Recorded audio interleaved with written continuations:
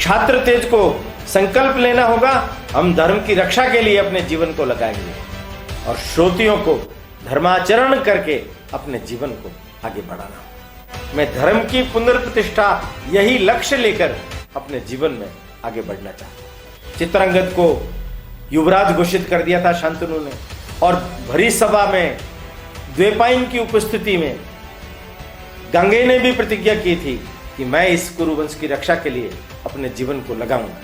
कृष्ण तुम कहाँ हो, कृष्ण तुम कहाँ हो, मेरे पास आओ, मुझे तुम्हारी बहुत आवश्यकता है, ऐसा पुकार रही थी ना तुम। क्यों रे, पीपल का पत्ता किस लिए बहा है? मां, मैंने सोचा तुम रूठ गई होगी ना, मना नहीं, मैं तुमको छोड़ के आ गया था ना, इसलिए। गुरु कुम्हार शिष्य कुंभ है, गड्डी गड्डी काटत खोट, आंतर हाथ समारी दे, बाहर मारे चोट। महाभारत के ग्रंथ को रखने के पीछे, लिखने के पीछे, उसको पंचम वेद की उपाधि देने के पीछे वेद व्यास जी का एकमेव मकसद यही था, तुम्हारा आचरण क्या है, तुम्हारी मानवीयता क्या है, तुम्हारे गुण धर्म क्या है, तुम्हारे जीवन मूल्य क्या है, ये सिखाना।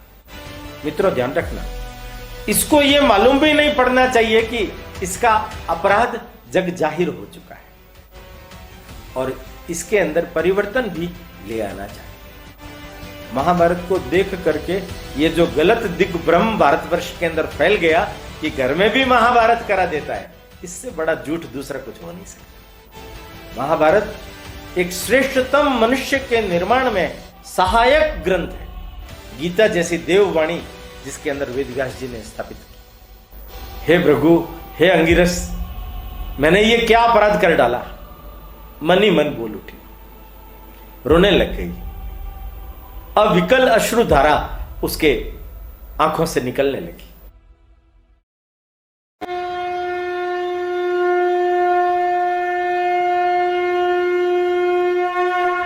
आज हमारे बीच में हमारे जो मुख्य उद्बोधनकर्ता हैं, हमारे प्रेरक, हमारे पथ प्रदर्शक, वर्ष 1986 से जो अपना जीवन राष्ट्र निर्माण और राष्ट्र सेवा के लिए समर्पित कर चुके हैं, ऐसे संघ के प्रचारक माननीय ओमजी भाई साहब, आप एक प्रखर लेखक विचारक हैं।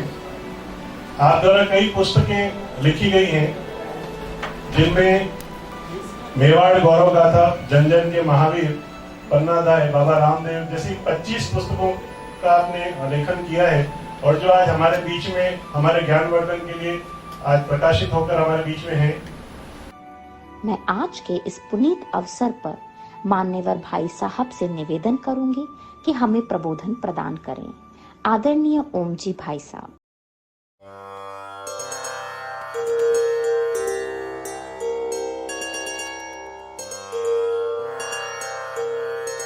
हिंदू भूमे सुरक्षार्थ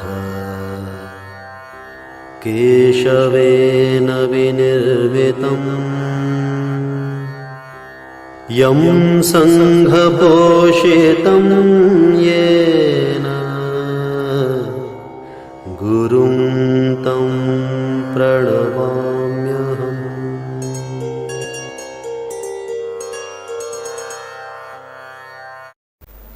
नमस्कार।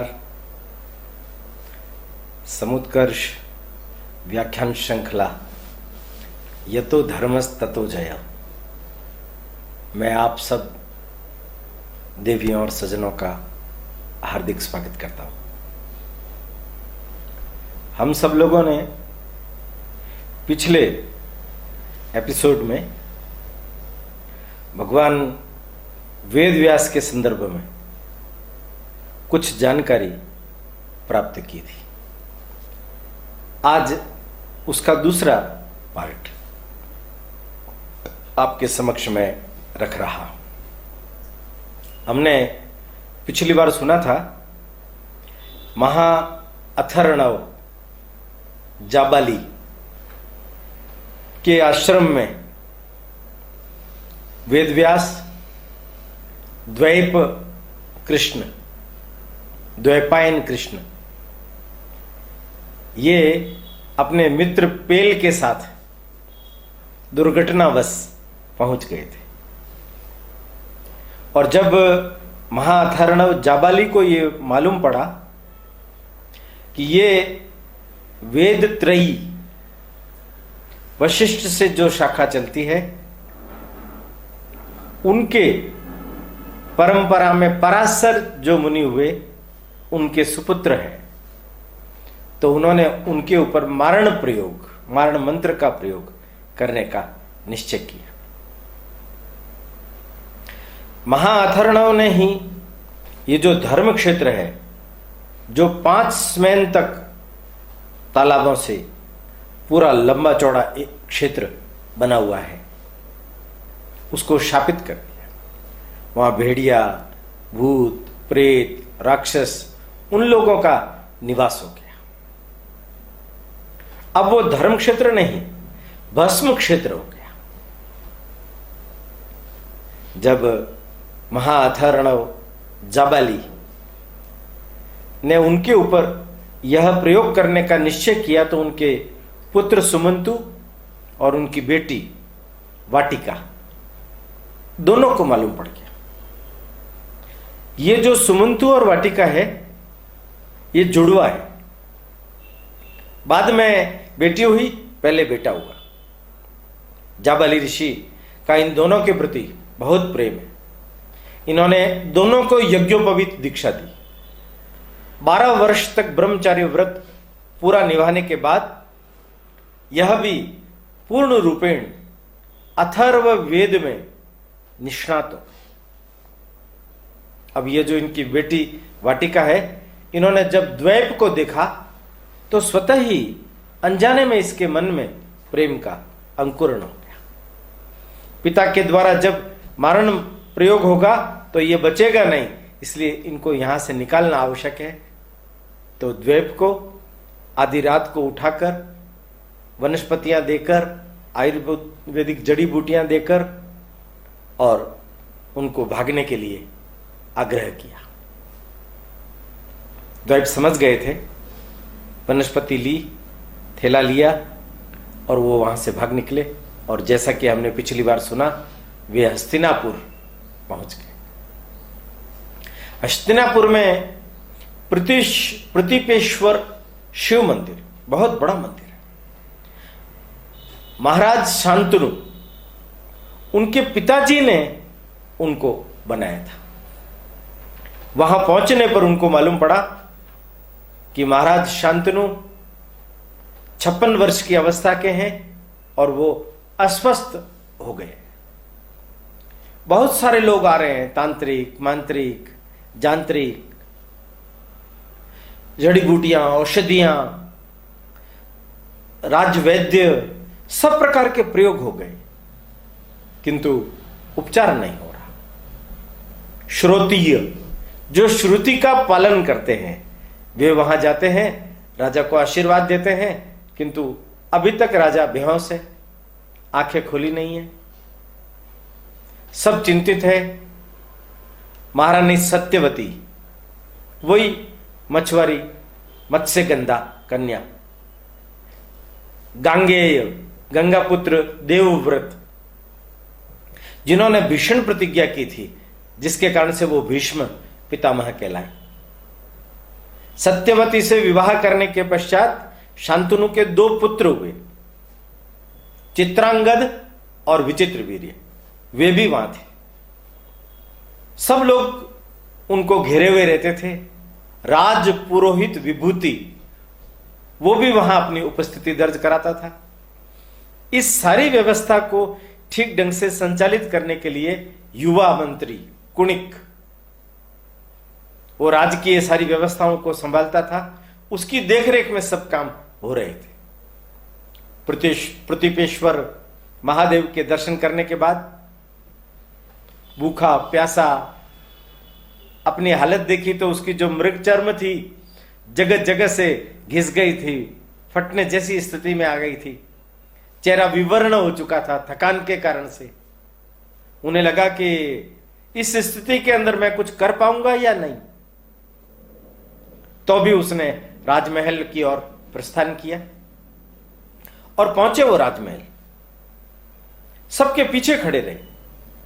धीरे धीरे धीरे धीरे नंबर आता रहा तो कुणिक ने जैसे ही इनको देखा और रोका, इनका जो लिया था उसको देख करके उसके मन में कुछ संशय पैदा हुआ। कौन हो आप? उनका मेरा नाम द्वैप कृष्ण है। तो कहां से आए हो? उनका मैं भस्म क्षेत्र से। भस्म क्षेत्र से? वहां से तो आजकल कोई बच करके नहीं आ सकता। किस गोत्र के हो? उन पाराशर गोत्र। पाराशर कहां है आजकल महामुनि पाराशर?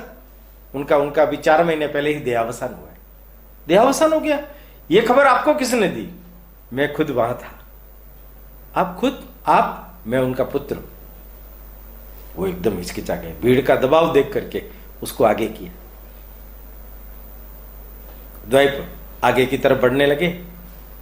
श्रोतीय सारे आशीर्वाद देते हुए महाराज को आगे बढ़ते जा रहे थे।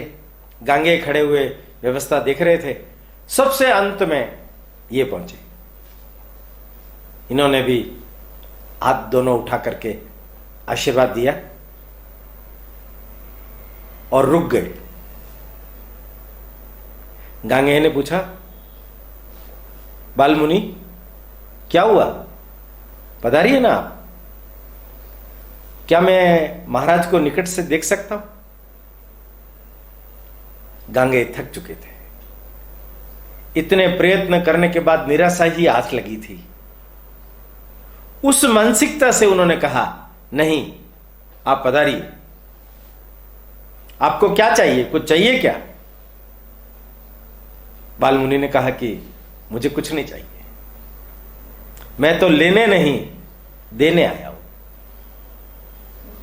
गांगे ने फिर भी रुक्ष स्वर से बोला, नहीं, आप पधारिए। मन महसूस करके द्वैप बाहर आ गए। उनके चेहरे पर भूख, प्यास, थकान सब दिख रही थी। वो जब जा ही रहे थे, पीछे से एक वृद्धा दासी आकर के उनको रोकने लगी। बालमुनि रुकिए, महादेवी का आदेश है, महारानी सत्यवती, कि वो जो बालमुनि है लगता है भूखे हैं, उन्हें राजमहल में भोजन करा करके ही भेजना है। उनका नहीं, मुझे भोजन नहीं करना है। मैं देरी से आया था, वहां भोजन की व्यवस्था पूर्ण हो चुकी थी, इसलिए मैंने भोजन नहीं किया। बाद में भोजन जब शुरू होगा तो मैं और कर लूंगा, और मैं 24 घंटे में एक बार ही भोजन ग्रहण करता हूं। वो दासी हाथ जोड़ के खड़ी हो गई।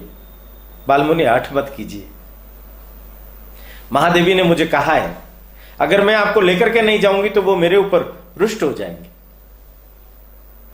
इस बेचारी के ऊपर कोई विपदा न आए, यह सोचकर द्वैप उनके साथ चल पड़े। गए तो देखा महारानी खड़ी है। ये गए, भोजन किया। भोजन करने के बाद में महारानी ने उनको पूछा, बालमुनि कोई कष्ट तो नहीं हुआ? नहीं, मुझे कोई कष्ट नहीं है। इतने में हवा के वेग से सत्यवती के सिर के ऊपर का पल्लू नीचे निकल गया। उनका चेहरा सामने आ गया। वो चेहरा देख करके द्वैप एकदम उठ करके खड़े हुए, चकित हो गए। उनके हाथ से दंड कमंडलू गिर पड़े। थरथराते हुए हाथ जोड़ करके कहने लगे, मां। सत्यवती ने उनको देखा। कृष्ण राजकीय मर्यादाओं को दूर कर दास दासियों की उपस्थिति में भी उसने अपने पुत्र को पुकारा। दोनों मां और पुत्रों को 13 साल पुरानी स्मृति हो आई। 5 साल का द्वैप घर छोड़ करके चला गया। 13 वर्ष अपने पिता के साथ, 12 वर्ष का ब्रह्मचर्य पालन, श्रुतियों का अभ्यास, विविध मुनि पाराशर के शिष्यों के द्वारा स्थापित आश्रमों की यमुना के तट पर परिक्रमा, बद्री आश्रम तक जाकर के आना, मंत्रों को सीखना। 13 वर्ष का यह कालखंड बीत गया। 13 वर्ष के बाद में मां और पुत्र का मिलन हुआ। दोनों की आंखों से निर्जर आंसू बह रहे हैं।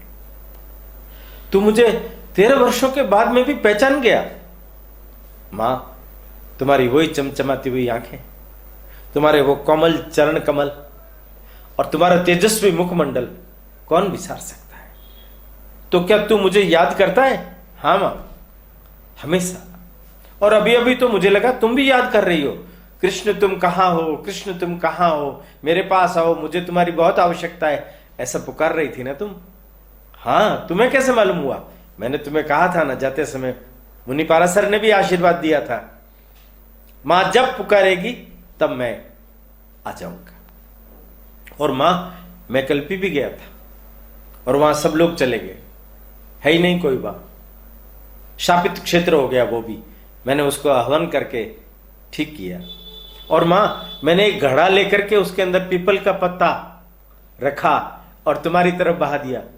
क्यों रे, पीपल का पत्ता किस लिए बहाया? मां, मैंने सोचा तुम रूठ गई होगी ना, मनाने के लिए। मैं तुमको छोड़ के आ गया था ना, इसलिए। मां और पुत्र का यह वार्तालाप, इसी बीच में चित्रांगद और विचित्र वीर्य आ गए। मां ने दोनों को कहा, प्रणाम करो महामुनि को, ये पाराशर ऋषि के पुत्र हैं द्वैप कृष्ण। उन्होंने प्रणाम किया। फिर उसने अपनी सारी परिस्थिति बताई सत्यवती ने कि मैं तुम्हें क्यों याद कर रही थी। गांगेय ने अपनी प्रतिज्ञा को अभी सार्वजनिक किया नहीं। शांतनु ने अभी चित्रांगद को युवराज घोषित किया नहीं। मेरे पुत्रों का भविष्य क्या होगा मुझे नहीं मालूम। अभी तो महाराज का भविष्य क्या होगा यह भी नहीं मालूम। बहुत विकट संकट में फंस गई हूं पुत्र। अगर तुम्हारे पिता होते तो मैं उनसे कहती कि संजीवनी विद्या का प्रयोग करके तुम इन्हें जीवित कर दो फिर से। क्या तुम उनसे कुछ मंत्र सीखे हो? उनका हाँ, कुछ सीखा, मैं प्रयोग कर सकता, मुझे विश्वास है महाराज ठीक हो जाए। उन्होंने गांगेय को बुलाया।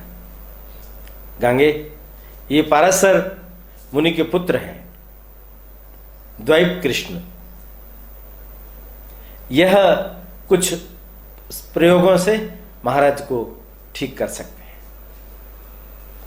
गांगेय ने उनकी स्थिति को देख करके विश्वास नहीं किया, किंतु इन्होंने कहा कि कल से प्रयोग शुरू होगा। प्रातःकाल गंगा नदी में स्नान किया, सूर्य भगवान की आराधना की। हे सविता नारायण, तुम मुझे शक्ति दो। ये श्रुति है, ये तुम्हारी ही शक्ति है। इन श्रुतियों में इतनी ताकत है कि वो महाराज को जीवन दान दे सकेगी। यज्ञ वेदी सामग्री वगैरह मंगवा ली थी, उन्हें लेके आ गया था। यज्ञ वेदी प्रज्वलित की मंत्रोच्चार के साथ में।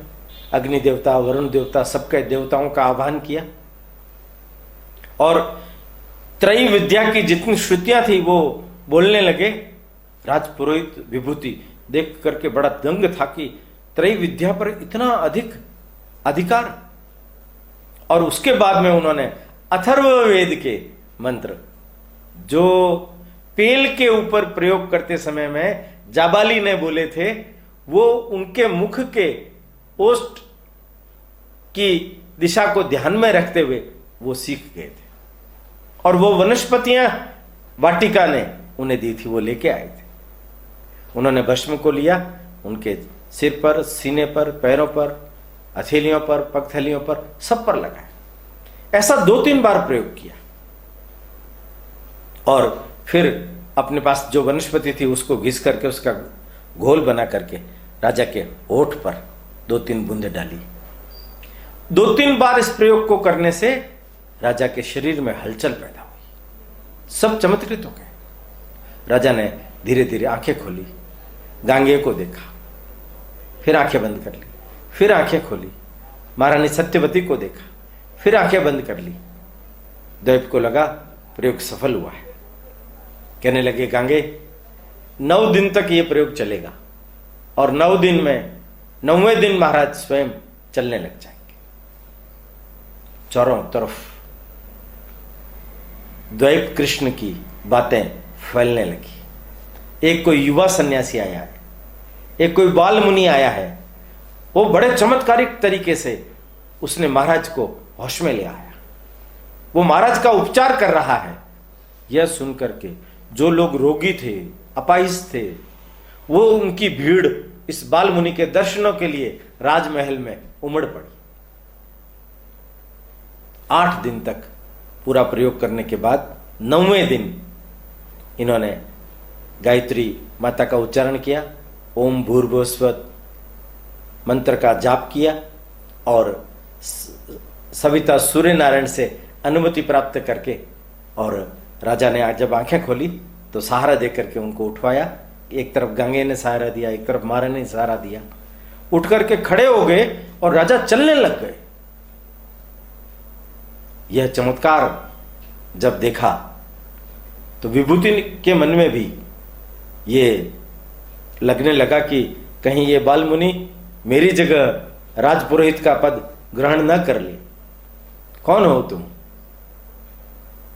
तो फिर उन्होंने कहा, मैं पाराशर ऋषि उनके संतान पुत्र।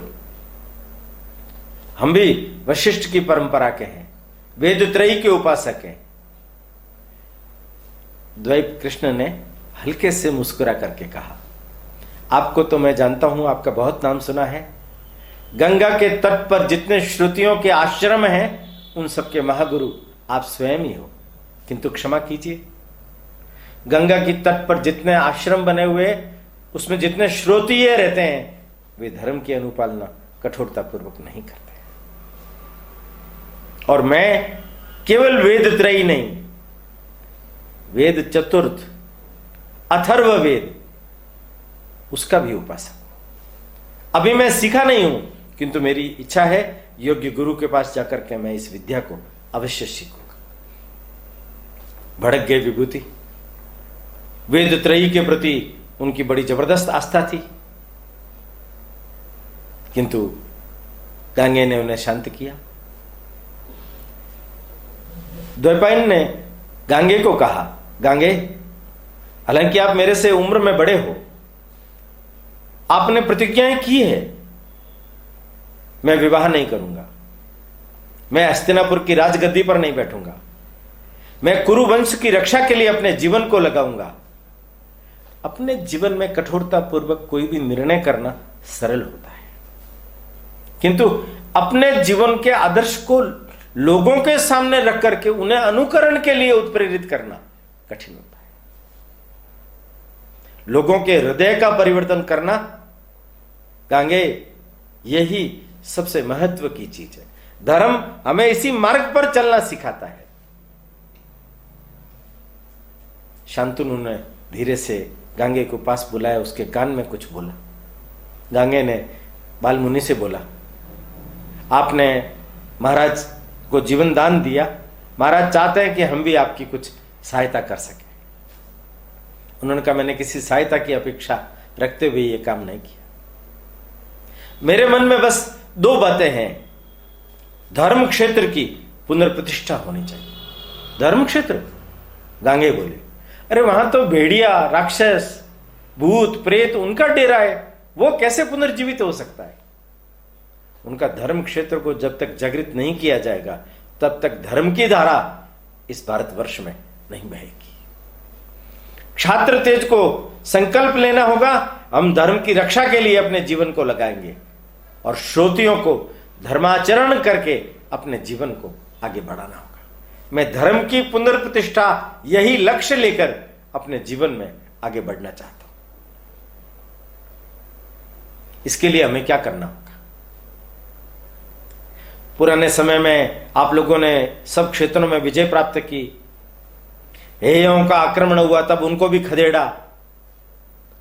आपका छात्र तेज निस्संदेह तेजस्वी है, उसका प्रभाव सब राज्यों के ऊपर भी है, पर आज तक आपने कभी राजसूय यज्ञ, चक्रवर्ती सम्राट के अनुरूप कोई यज्ञ, वाजपेयी यज्ञ ये नहीं किया। मेरी इच्छा है उस धर्म क्षेत्र में आप वाजपेयी यज्ञ कीजिए, वो बहुत थोड़े समय में पूरा हो जाएगा।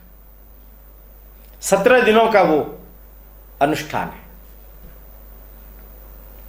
महाराज शांतनु ने कहा, अवश्य करेंगे हम। मेरी स्थिति को देखते हुए क्या तुम्हें लगता है कि मैं कर पाऊंगा? अवश्य महाराज, आप अवश्य कर पाएंगे। और उस वाजपेयी यज्ञ के प्रमुख होता राजपुरोहित विभूति जी वो होंगे। विभूति ने हाथ जोड़ करके कह दिया, क्षमा कीजिए महाराज, मैं त्रयी विद्या को छोड़ करके जहां चतुर्वेद का नाम लिया जाएगा वहां मैं नहीं आऊंगा, मुझे क्षमा कीजिए, मैं इस यज्ञ का होता नहीं बनूंगा। हंसते हुए कृष्ण द्वैपायन ने कहा, यह वर्षों की कलह है, वशिष्ठ के समय से यह चली आ रही है, भृगु और अंगिरस के समय से यह चली आ रही है। अब समय आ गया है, भगवान ने यह उत्तरदायित्व हम लोगों को दिया है। अगर हम लोग हमारे इस उत्तरदायित्व को पूरा नहीं करेंगे तो ईश्वर हमें क्षमा नहीं करेगा, हमें यह करना ही होगा। ऐसा कहकर के अपना दंड कमंडल उठाया और बाल ऋषि अपने मंदिर की ओर प्रस्थान। शाम के समय भोजन करते थे। उस में छोटे छोटे बच्चे विद्यार्थी शिक्षा ग्रहण करते थे, पहले उन सबको भोजन ग्रहण करवाते थे, उसके बाद में वो भोजन करते थे। कुणिक उनकी सारी व्यवस्था करते थे। कुणिक को मालूम था बाल मुनि एक ही समय भोजन करते हैं, ठीक ढंग से उनको भोजन मिले उसकी व्यवस्था की जिम्मेदारी मेरी है, वो पूरी करता था। महाराज से अनुमति लेने के लिए वेद व्यास गए। अब मैं वापिस जा रहा हूं धर्म क्षेत्र। आप लोग अगर तिथि चैत्र का जो महीना है उससे 4 दिन पहले वहां काम चालू हो जाए। गंगे ने आश्वासन दिया, मैं आज ही शिकारियों को, वन कर्मियों को, सैनिकों को भेज करके उस पूरे स्थान की सफाई, स्वच्छता और यज्ञ की सारी तैयारियों की व्यवस्था करता। ये वापस मंदिर में आए और कुणिक को पूछा, कुणिक, राजपुरोहित विभूति जी का स्थान, निवास कहां है? उनका वो तो संकरी गलियों के बीच में, एकदम राज्य के भीतरी भाग में। मैं उनके घर जाना चाहता हूं। उनके घर? क्या करोगे तुम वहां? मैं मिलना चाहता हूं। छोटे छोटे संकरी गलियों में से दोनों पैदल चलते चलते वहां पहुंचे। कुणिक अंदर जाकर के समाचार देकर के आए कि द्वैप कृष्ण आपके दर्शनार्थ पधारे हैं। विभूति भी आए थे, बाहरी चौक में बैठे थे। वहां चौक में उनके 90 वर्षीय पिता ब्रह्मिष्ठ, जो पहले कुलगुरु थे, उन्होंने अपने कुलगुरु पद का त्याग किया, उसके बाद विभूति कुलगुरु बने। विभूति एकदम चमत्कृत रहे। बालमुनि मेरे घर पर? सोच ही नहीं सकता। गए द्वैप अंदर, सबसे पहले उनके पिताजी को प्रणाम किया, फिर उनको प्रणाम किया। 3-4 बड़े बड़े वरिष्ठ श्रुतीय विविध गंगा तट पर बने हुए आश्रमों के प्रमुख आचार्य वो भी वहां बैठे हुए थे। कृष्ण जाकर के बैठे। विभूति के दोनों पुत्र वो भी बैठे हुए थे, सबके आसन लगे हुए थे। इन लोगों ने बाजूबंद सोने का पहन रखा था। ये इनकी प्रतिष्ठा के अनुरूप इनको परंपरा से पालन करने के लिए दिया गया था। द्वैप ने हाथ जोड़ करके कहा कि वहां आज गलती से मेरे मुंह से यह निकल गया कि गंगा तट पर जो श्रोतीय रहते हैं वो धर्म का पालन नहीं करते। मुझे लगा मुझे ये नहीं बोलना चाहिए था, ये मुझसे गलती हुई, मैं उसके लिए क्षमा मांगने के लिए आया। आप मेरे लिए कोई भी प्रायश्चित निर्धारित कीजिए, मैं उसका पालन करूंगा। गुस्से में आ गए वो, मैं कुछ भी तुम्हारे बीच में नहीं बोलना चाहता हूं और मैं वो यज्ञ उसका होता भी नहीं बनूंगा। वाजपेयी यज्ञ जिसको कराना है कराए। उनका कि इससे महारानी सत्यवती को ठेस पहुंचेगी, राजा शांतनु को ठेस पहुंचेगी। यज्ञ तो आपको कराना होगा, पर मैं उस यज्ञ में नहीं रहूंगा, मुझे आप उस यज्ञ से मुक्त कर दीजिए। ये वार्तालाप चल रहा था। वो जो उनके पिताजी थे ऊंचा सुनते थे, फिर भी उनको बातों में रस आने लगा। वो उनसे पूछने लगे, पुत्र तुम कौन हो? उनका, मैं पारासर का पुत्र हूं। तो तुम ये कहां से सीखे सब श्रुतियां? उनका, मेरे पिता ने मुझे वेद त्रयी की शिक्षा दी। हम वशिष्ठ के गोत्र के, कि मैं भी वशिष्ठ के आश्रम में रह करके शिक्षा प्राप्त किया। वो वेद त्रयी का उपासक हूं, और मैंने ही उस समय में वेद त्रयी का आग्रह किया था। मैंने अपने पुत्र तक को कहा है वेद त्रयी पर कोई समझौता नहीं होना चाहिए। और तुम आज बोल रहे हो, ये मुझे बता रहा था कि अथर्व वेद की भी जानकारी रखते हो, और तुम चाहते हो चौथे वेद के रूप में उसकी प्रतिष्ठा बने, और अथर्व वेद को मानने वाले लोगों को यज्ञ में ब्रह्मा का स्थान मिले। यह कलह तो बहुत पुरानी है, मेरे ही पैदा की हुई है। तुम्हारी इच्छा क्या है? उनका, कि जब तक श्रोतीय जो श्रुति की परंपरा को अपने जीवन में स्थान नहीं देंगे, केवल श्रुति मुख पर याद कर लेने से नहीं होगा, अपने जीवन में उसका आचरण करना पड़ता है। मेरी इच्छा है, मेरे जीवन का लक्ष्य यही है, मैं अपने प्राणों की आहुति देकर के भी भारतवर्ष के अंदर धर्म की पुनर्प्रतिष्ठा करूंगा, और उसके लिए चारों वेदों को मानने वाले सभी श्रुतियों को एक रास्ते पर ला करके, एकजुट करके, और धर्म की पुनर्प्रतिष्ठा का मार्ग प्रशस्त करूंगा। महाराज शांतनु गांगेय ने भी मुझे क्षात्र तेज और ब्रह्म तेज उसके समन्वय का आश्वासन दिया है। विभूति गुस्से में आ गए, अपने पिता को कहा आप शांत रहिए, और इनको कहा आप पधारिए, मेरे यहां आपका कोई स्थान नहीं है। ये एकदम हतबल हो गए, कोई रास्ता निकल नहीं रहा है। आत्मग्लानि से भर उठे, प्रणाम किया सबको, अपना दंड कमंडलू उठाया, और उठ करके जैसे ही जाने लगे, ये जो इनके पिताजी थे ब्रह्मिष्ठ, उन्होंने उनको रोका। रुको, विभूति ने कहा उनको रोको मत, जाने दो। क्यों जाने दूं उनको? ऐसा श्रोत्रिय, ऐसा तेजस्वी सन्यासी मैंने मेरी जिंदगी के अंदर पहली बार देखा है। पुत्र तुम कोई चिंता मत करो, मैं तुम्हारी आत्मनिष्ठा, साहस उससे प्रभावित हुआ हूं।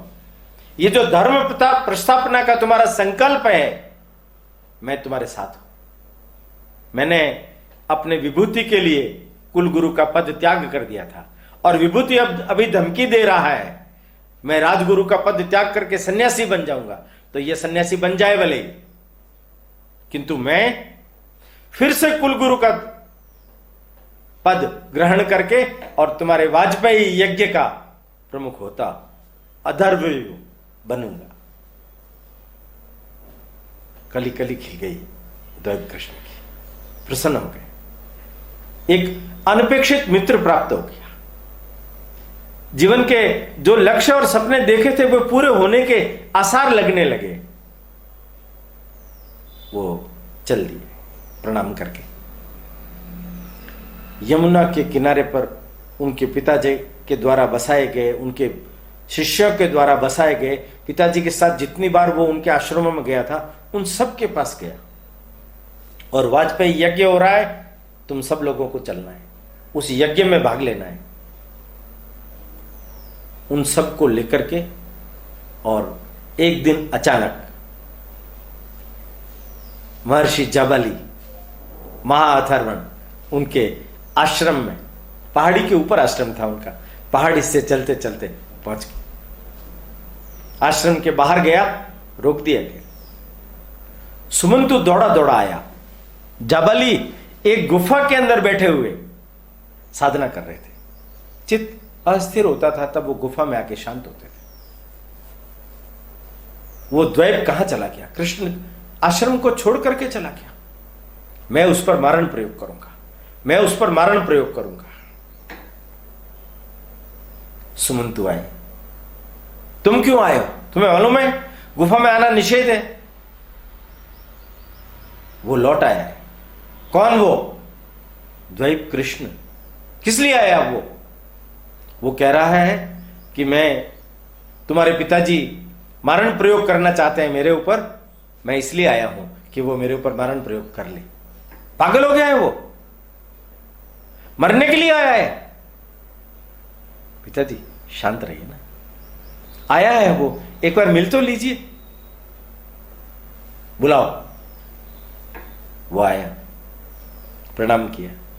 क्यों आए हो तुम यहां? तुम्हें जब मालूम है कि मैं तुम्हारे ऊपर मारण प्रयोग करूंगा, मुझे मालूम है आप मेरे ऊपर मारण प्रयोग करोगे, इसीलिए तो आया हूं। एक शिष्य का कर्तव्य बनता है वे अपने गुरु की इच्छा को पूरा करें। कौन शिष्य? तुम मेरे शिष्य नहीं हो, मैं आपका शिष्य हूं। आप भले ही माने ना माने, क्योंकि मैंने आपकी ही विद्या से, आपकी ही शिक्षा से सब काम किया है। क्या यह सच है? तुमने शांतनु को जीवन दान दिया? हाँ सच है। कैसे? त्रैविद्या से? नहीं, त्रैविद्या और अथर्व विद्या से। वनस्पतियों का प्रयोग वो भी किया। कहां से मिली तुम्हें? आपके आश्रम का ही प्रसाद था महाराज। समझ गए महाराज, आप मेरे ऊपर मारण प्रयोग कीजिए, मैं उसके लिए तत्पर हूं। मैं आपका शिष्य बनने के लिए तत्पर हूं। नीचे की तरफ देखिए, सुमंत को भेजिए। यमुना तट के सभी आश्रमों के श्रोत्रिय आपका शिष्यत्व ग्रहण करने के लिए नीचे आ गए। गांगेय ने इन सब की व्यवस्था के लिए राशन, पानी, 300 गायें, उनका इंतजाम किया। वे आपकी आज्ञा चाहते हैं, आप उनको अपने शिष्यत्व के दायरे में ले लीजिए, या सुमंतु को यह अधिकार दे दीजिए, वो उनको दीक्षा देकर के उनके गुरु के रूप में प्रतिष्ठित हो जाए। वाजपेयी यज्ञ करने की अनुमति शांतनु ने दी है, और आपका भी सपना पूरा होगा। मेरा सपना? मेरा कौन सा सपना?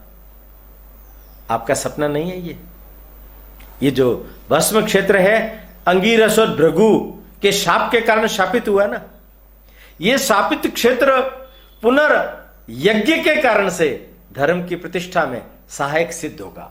और आपकी इच्छा यह है कि नहीं कि भृगु ऋषि और अंगीरस ऋषि के द्वारा प्रतिपादित अथर्व वेद को चौथे वेद के रूप में प्रतिष्ठा प्राप्त हो, और आपको यज्ञ का होता ब्रह्मा ये बनाया जाए। तुम मेरे मन की बात कैसे जानते हो? क्या तुम मन पढ़ना जानते हो? वो मुस्कुराया। मैं नहीं जानता, ये तो गुरुदेव की मेरे ऊपर कृपा है। जावली समझ गए। कृष्ण ने बहुत ठीक ढंग से उसके सामने सारी बातें रखी, और अब समय आ गया है, कलह करने का समय नहीं है। फिर से चारों वेदों की शिक्षा श्रोतियों को ठीक ढंग से दी जाए, ऐसे एक आश्रम की व्यवस्था की जाए। आप जिसको नियुक्त करेंगे, आप ब्रह्म यज्ञ के होता बने, ब्रह्मा बने, या आपके किसी शिष्य को आप नियुक्त कर दीजिए। थोड़ी सी कुटिल मुस्कान जाबाली के चेहरे पर आई। उन्होंने कहा कि बेटा, इस बार जो मैं तुम्हारे ऊपर मारण प्रयोग करूंगा, तुम जिंदगी भर फड़फड़ाओगे। कौन सा प्रयोग है मालूम है तुम्हें? अभी बताता हूं। वो वनस्पति तुम्हें वाटिका ने दी थी? वो मुस्कुरा करके कहने लगे, हां, बस उसको भी दंडित किया जाएगा। इस अपराध की सजा उसको भी मिलनी पड़ेगी। और देखो, वो अभी आसपास ही होगी, कहीं न कहीं सारी बातें सुन रही होगी। आवाज लगाई उन्होंने, वाटिका बेटा। वो तुरंत दौड़ करके पीछे ही खड़ी थी, आ गई। तुम यहां क्या कर रही थी? कोई अंदर ना आ जाए इसलिए मैं पीछे खड़ी हुई सुरक्षा व्यवस्था संभाल रही थी। तो तुमने हमारी सारी बातचीत सुनी? आप इतना जोर जोर से ऊंचा बोल रहे थे, तो क्यों नहीं सुनूंगी? हंस करके वाटिका ने उत्तर दिया, बैठो यहां। अब मैं तुम दोनों के ऊपर मारण प्रयोग कर रहा हूं। व्यास, तुम भी ब्रह्मचार्य से आगे बढ़ चुके हो, और मेरी बेटी वाटिका भी ब्रह्मचर्य से आगे बढ़ चुकी है। एक न एक दिन तो वाटिका को मेरे आश्रम से विदा करना था योग्य व्यक्ति के साथ। आज मुझे योग्य व्यक्ति मिल गया है। तुम दोनों पर मैं प्रयोग कर रहा हूं और उन्होंने कुछ मंत्रों का पाठ किया, तुम दोनों के मन में एक दूसरे के प्रति प्रेम पैदा हो जाए। उन दोनों के मन में प्रेम पैदा हो गया। उचित तिथि देख करके दोनों का विवाह कर लिया गया। महाअथर्वण जाबाली के मुनि वेदव्यास शिष्य बन गए और दामाद भी बन गए, जामाता बन गए। योग्य समय पर सब लोग आए। 17 दिन का यज्ञ शुरू हुआ। जाबाली ने अपने मुख्य शिष्य शौनक ऋषि को ब्रह्मा यज्ञ का ब्रह्मा बनाया। सब लोग मिले, विभूति मिले, ब्रह्मिष्ठ भी आए वहां। महाअथर्वण जाबाली से उनकी भेंट हुई। जाबाली ने उनके चरण स्पर्श किए। किसी समय में हम शत्रु रहा करते थे, पर आज हम सब मित्र और धर्म की प्रतिष्ठा के मार्ग के साथी हो गए। मुनि के नियोजन में, निर्देशन में यज्ञ 17वें 18वें दिन तक पहुंचा। महारानी सत्यवती, चित्रांगद, विचित्र वीर्य, ये सब आए। चित्रांगद को युवराज घोषित कर दिया था शांतनु ने। और भरी सभा में द्वैपायन की उपस्थिति में गंगे ने भी प्रतिज्ञा की थी कि मैं इस कुरुवंश की रक्षा के लिए अपने जीवन को लगाऊंगा। यहां 17-18 दिन तक सत्यवती जब वहां रही तो सत्यवती की ममता द्वैपायन के प्रति देखकर वाटिका के मन में ईर्ष्या पैदा हो गई। वो जानती नहीं थी कि द्वैपायन सत्यवती के पुत्र हैं। सत्यवती सुंदर थी। उनके मन में ईर्ष्यावश द्वेष पैदा हो गया। मेरे पति भी सत्यवती का बहुत ध्यान रखते हैं और सत्यवती भी उनका बहुत ध्यान रखती है। एक मन में कुंठा पैदा हो गया। ईर्ष्या की अग्नि में ये जलने लगी। इसने 17वें दिन महाराज शांतनु जब रथारूढ़ होकर के रथ का संचालन कर रहे थे तो गंगे ने कहा कि मैं साथ में चल करके सहयोग करता हूं। द्वैपायन ने कहा नहीं, महाराज खुद कर लेंगे। सत्यवती को ऊपर बिठाया, महाराज ने दिया। महाराज को अचानक ही ऐसा लगने लगा जैसे कोई मैं 20 साल का युवक हो गया हूं, और पूरे रथ को बड़ी तेजी से घुमा करके वापस लेकर के आए। इधर वाटिका दिखाई नहीं दी। रात को सारे कामों से निवृत्त होकर के जब सत्यवती अपने निवास स्थान पर पहुंची तो उसने देखा उसके पलंग के चारों तरफ एक कोई सफेद दूध की धारा बनी हुई है। तुरंत उसने हाथ पकड़ करके अपना जो बिछोना था उसको निकाला तो 4 पत्ते उसके अंदर से निकले। इन्होंने अपनी दासी दावी उनको कहा कि तुम मेरा बिछोना यहां कर दो, मैं यहीं सोऊंगी, उस पर नहीं सोऊंगी। और तुम जाकर के बाल मुनि को यह सूचना देकर के। उधर द्वैपायन जब अपने बिस्तर पर गए तो देखा तो बिस्तर को झटका वही 4 पत्ते वापस निकले। वो चकित हो गए, किसने किया? कौन कर सकता है? ये जानने वाले व्यक्ति तो आश्रम के जाबाली स्वयं है, उनके शिष्य सुमंतु शौनक है। ये नहीं कर सकते तो किसने किया? किसने किया? किसने किया? ओहो हो, अच्छा ये वाटिका का काम है। वो शायद सत्यवती और मेरे बीच की ममता को समझ नहीं पाई।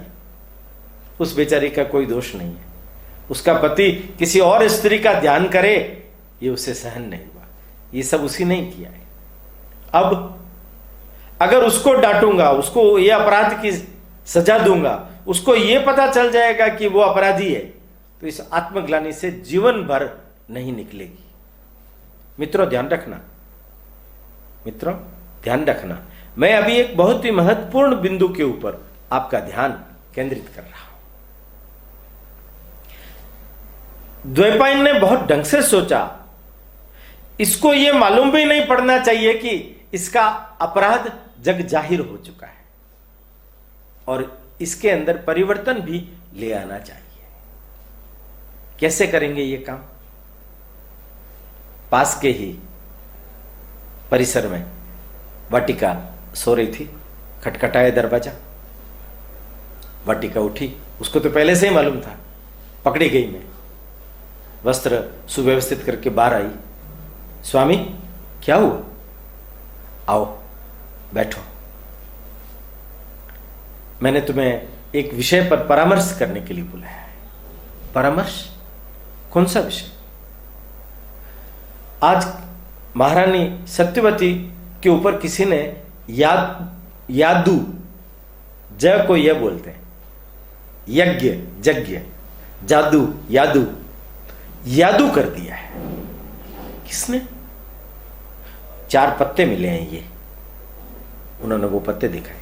ये पत्ते वात के पत्ते हैं, इस पर कोई मंत्र बोल करके जब पूरा करते हैं तो वो उसके मन में दुष्टता पैदा कर देता है, दुराव पैदा कर देता है। ये तुम्हारे पिता के बगीचे में ये होते हैं। मैं मेरे पिता के साथ चलता था तो फिर मेरे पिता बताते थे, तो किसी ने किया है, कौन है वो, इसका पता करना है। देखिए उन्होंने ये ध्यान रखा, मेरे बिस्तर में भी 4 पत्ते मिले हैं, ये नहीं बताया उन्होंने। महारानी की जान को खतरा है और तुम्हें उनकी सुरक्षा में रहना है। मैं क्यों रहूंगी उनकी सुरक्षा में? मैं क्यों ध्यान रखूं उनका? वो मेरे क्या लगती है? देखिए आप अपने बिस्तर पर पड़े हुए पत्तों को न बता करके उसके मन में किसी भी प्रकार का यह संशय नहीं हो कि पति के वहां पर भी मैंने यह प्रयोग किया था तो अपराधिणी महसूस हो करे। ध्यान रखा है। उन्होंने कहा कि देखो एक छोटी सी बात है जो मेरे पिताजी मुझे कहते थे, विवाहित पुत्र को अपने और अपनी माता के बीच में अपनी पत्नी को नहीं लाना चाहिए, और विवाहित स्त्री को भी अपने पति और अपनी सासू उन दोनों के बीच में कभी भी नहीं पड़ना चाहिए। ध्यान रखिए, ये जीवन में इस नियम का पालन अगर हर एक परिवार में होने लग गया तो ग्रह कलह हमेशा हमेशा के लिए समाप्त हो जाएगा। यह भारतवर्ष के अंदर चलने वाली दहेज प्रथा, भारतवर्ष के अंदर ससुराल की ओर से जो बहुओं के ऊपर अत्याचार किए जा रहे हैं, उन सब समस्याओं का ये एक हल उस कालखंड में मुनि पाराशर ने बता दिया। किंतु मनोविज्ञान को भी समझिए, जब कभी भी किसी भी चीज के बारे में हमें मालूम पड़ता है कि सामने वाला व्यक्ति अपराधी है, उसको यह नहीं मालूम पड़ने देना चाहिए कि तुम अपराधी हो, नहीं तो इंटरनल रिपेयरिंग कैसे होगी। आप सब लोगों ने एक पुरानी कहावत सुनी है ना, गुरु कुम्हार शिष्य कुंभ है, गड्डी गड्डी काटत खोट, आंतर हाथ समारी दे, बाहर मारे चोट। कितना मनोवैज्ञानिक तरीके से द्वैपायन ने अपनी पत्नी वाटिका को सारी बातें समझा दी। तो वाटिका ने कहा यह बात तो ठीक है, किंतु सत्यवती कौन सी आपकी माता लगती है? उन्होंने कहा कि वो मेरी मां है, उसी ने मुझे जन्म दिया है। उसने जन्म दिया? वो महारानी से पहले मुझे जन्म दे चुकी थी। क्या थी वो एक मछुआरन कन्या थी। 5 वर्ष तक मां और पुत्र हम साथ रहे। 13 वर्ष तक मैं पिता के साथ रहा हूं, और उस दिन जब मैं तुमसे मिलकर के वो वनस्पति लेके शांतनु के पास में गया, तब देव योग से मुझे मेरी माता के दर्शन हो गए और मां और पुत्र का मिलन फिर से हो गया। वो आपकी मां है? हाँ। ओह ओह, आत्मग्लानि से भर उठी वाटिका। हे भृगु, हे अंगिरस, मैंने ये क्या अपराध कर डाला? मन ही मन बोल उठी, रोने लग गई। अविकल अश्रुधारा उसके आंखों से निकलने लगी। प्रायश्चित हो गया, मन का पाप धुल गया, संशय धुल गया, ईर्ष्या धुल गई, एक श्रद्धा, एक आदर, एक अनन्यतम प्रीति, प्रेम, ममता, वात्सल्य ये पैदा हो गया। देखिए आप द्वैपायन के इस वशीकरण प्रयोग को समझिए, जिसने उसको आत्मग्लानि से बचा दिया और उसके जीवन में रूपांतरण ले आए। सुबह वाटिका को लेकर के मां के पास गए। मां ने पूछा कि कुछ मिला सुराग? मिल जाएगा, ये अब आपके पास रहेगी, ये सुरक्षा करेगी, ये खुद सब विद्या की जानकार है, चारों वेदों की जानकार है, ये आपके साथ रहे। तुम मेरे साथ रहोगी क्या? हां, वो उनके साथ हो गए। यज्ञ पूरा हुआ, यज्ञ पूरा हुआ और वो लोग अपने हस्तिनापुर की ओर लौटने लगे। वेद व्यास ने बाद में उस आश्रम की पूरी व्यवस्था की। चतुर्वेद, ये चौथा अथर्वण वेद, उसके लिए सुमंतु को नियुक्त किया प्रमुख अधिकारी। गौतम ऋषि जो उनके पिता के सबसे प्रमुख शिष्य थे, उनको उस आश्रम का प्रमुख बनाया। स्वयं परामर्शदाता बन करके, क्योंकि मुझे विचरण ज्यादा करना पड़ेगा, मुझे इधर उधर जाना आना ज्यादा पड़ेगा, इसलिए सूर्य आश्रम के धर्म क्षेत्र फिर से जागृत हो गया। धर्म की प्रतिष्ठा करने के लिए, नए श्रोतियों को प्रशिक्षण देने के लिए, नए सन्यासियों का निर्माण करने के लिए ये फिर से एक नया प्रयोग कृष्ण द्वैपायन ने शुरू किया। वो मुनि की उपाधि से विभूषित हो गए। महर्षि शंकराचार्य, आद्य गुरु शंकराचार्य के बाद भारतवर्ष के अंदर सन्यासियों की एक नई परंपरा जो शुरू हुई थी, उससे हजारों साल पहले वेद व्यास ने धर्म की प्रतिष्ठा के लिए उस समय बहुत प्रबल काम किया। उनका स्वयं का जीवन अगर इस प्रकार का श्रेष्ठतम, आचरणीय, धर्मनिष्ठ नहीं होता तो शायद वो महाभारत की संकल्पना भी नहीं कर पाते। महाभारत के ग्रंथ को रखने के पीछे, लिखने के पीछे, उसको पंचम वेद की उपाधि देने के पीछे वेद व्यास जी का एकमेव मकसद यही था, मनुष्य को मनुष्यता और धर्म सिखाना। तुम्हारा आचरण क्या है, तुम्हारी मानवीयता क्या है, तुम्हारे गुण धर्म क्या है, तुम्हारे जीवन मूल्य क्या है, ये सिखाना। महाभारत को देख करके ये जो गलत दिग्भ्रम भारतवर्ष के अंदर फैल गया कि घर में भी महाभारत करा देता है, इससे बड़ा झूठ दूसरा कुछ हो नहीं सकता। महाभारत एक श्रेष्ठतम मनुष्य के निर्माण में सहायक ग्रंथ है। गीता जैसी देववाणी जिसके अंदर वेद व्यास जी ने स्थापित की। ऐसे श्रेष्ठतम चरित्र जिन्होंने अपने जीवन के द्वारा लोगों के जीवन में परिवर्तन लाने का प्रयास किया। गांगे को भी कहा ना, खुद की साधना सरल है पर दूसरे के जीवन में साधक बनना यह कठिन है, उसके जीवन में परिवर्तन करना यह कठिन है। वेद व्यास जी अपने जीवन से ये दिखा रहे हैं, सिखा रहे हैं। आज वेद व्यास जी के जीवन पर मैं इतना ही बोलूंगा। आगे से अगले एपिसोड में हम ये जो महाभारत की कथा भरत राजा से शुरू होती है, शांतनु, भीष्म प्रतिज्ञा इत्यादि वो सारे प्रसंगों को अगली बार हम सब लोग ठीक ढंग से सुनेंगे। अच्छे मन से, ठीक मन से हम समझने का प्रयत्न करें, यही मैं प्रार्थना करता हूं। अगली बार फिर अगले रविवार 11 बजे फिर से भेंट होगी। प्रणाम। समुत्कर्ष समिति से जुड़ी सभी जानकारियां प्राप्त करने के लिए हमारे YouTube चैनल समुत्कर्ष समिति को अवश्य सब्सक्राइब करें। आप सभी का समुत्कर्ष समिति के प्रति यही स्नेह और आत्मीय भाव बना रहे। धन्यवाद।